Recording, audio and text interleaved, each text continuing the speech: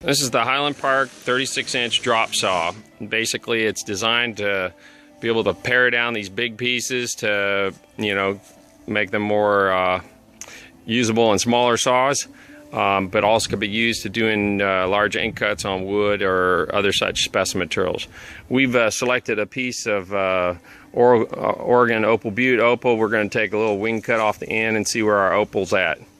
Basically what we've done is we've created a real simple saw to keep the cost low, but allow the ability to do whatever you want to do without having to mess around too much. The red carriage there is holding the rock. That actually can scoot back and forth on the rails. You generally have to use a pry bar to move it when you have a big rock on it, but it allows you to position your rock, and then we just suggest using some straps to hold it down with.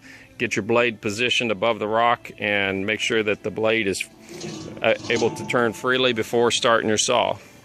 Now the controls on the machine are fairly simple as well. Basically we got a big 3-horse motor. We're using a timing style pulley system for the drive, which means that whether you're using water or oil, if you get any oil up in there, it's not going to slip. There's an adjustment on the motor mount for belt tension. It's got a full enclosed belt guard, and then on the blade guard we've got an injection system basically for allowing you to plumb up to water, or for those who want to, they can add a little pump and be able to put the oil in there as well. Additionally, on the pan in the corners we've put holders so you can put in basically like a shower curtain around it. If you're running water, it doesn't really matter. If you're running oil, then you want to contain your oil and retain it. The controls on the back side, we're using what's called an arrow oil system. What we've got is 2 reservoirs that hold your oil, and those go down to the hydraulic cylinder, which controls your lifting and dropping action. And then we've got a metering valve that controls the speed of both ascent and descent. What we've done is we put our airline on here, we've raised our ram up, and then with the ball valve we can shut it off. And before starting it, we're going to make sure that our needle valve is closed, and then we can bleed off our air pressure on the above cylinder. On the dummy side here, we've just made it a kind of a muffler. When you raise the ram really fast, you can get some bubbling in the reservoir, so we've created this muffler that helps keep any oil mist from coming out of the reservoir. So I'm going to bleed off the air off of the primary, and I bleed it off slowly so I don't get a big rush and bubble any fluid out. But once the pressure is relieved, now my ram is ready to start moving. So I'm going to spin my blade up, turn my water on.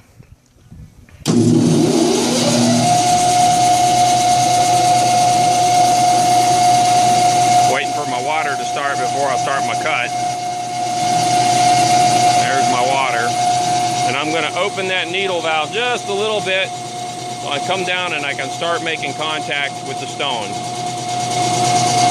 You want to start it very slowly so your contact is not creating an abrupt motion that yanks the blade or yanks the rock, damages anything. Once you get the feed working pretty well, then it can run steadily. You can see we're starting to make contact now.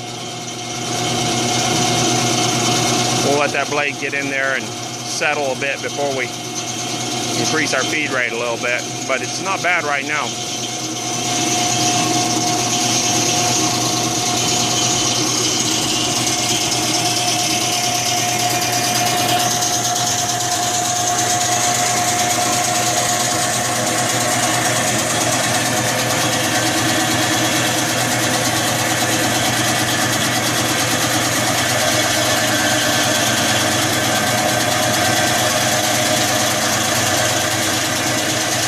We're making pretty good progress on the rock.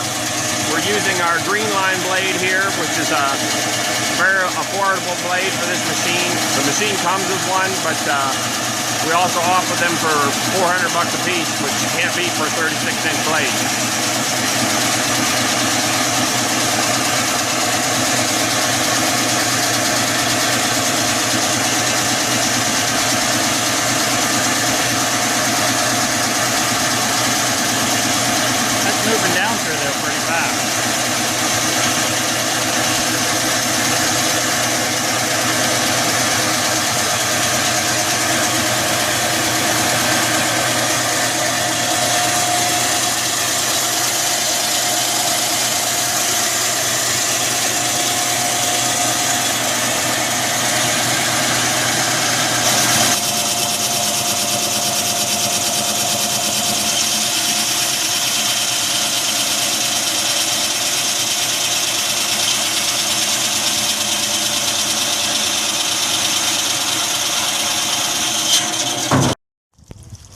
Okay. All right, we finished our cut. Now we're going to raise our ram back up. So to raise the ram back up, we're going to hook our air source here on the top. I like to have the valve closed when I do that, so I don't get any motion until I'm ready. I have my needle valve closed, and I'm now going to open this and pressurize the chamber, and then slowly I can turn the needle valve and my ram's going to raise. Typically it's about 110, 120 psi to move the ram. Usually when they're brand new, they're a little bit tighter. This one here, we're running maybe 100 psi right now. And I like to bring the ram up kind of slow because it's pushing all the fluid back into this chamber. So when it's doing that, I don't want it to come up too fast and bubble. Sometimes if there's a little tiny bit of air in there, it'll bubble up, and again, you get some out your exhaust. But then when I'm done, I'm back in position. I shut my valve again, so when I take my air off, I don't get the big outrush of air, just a little tiny pop, and my ram's back up.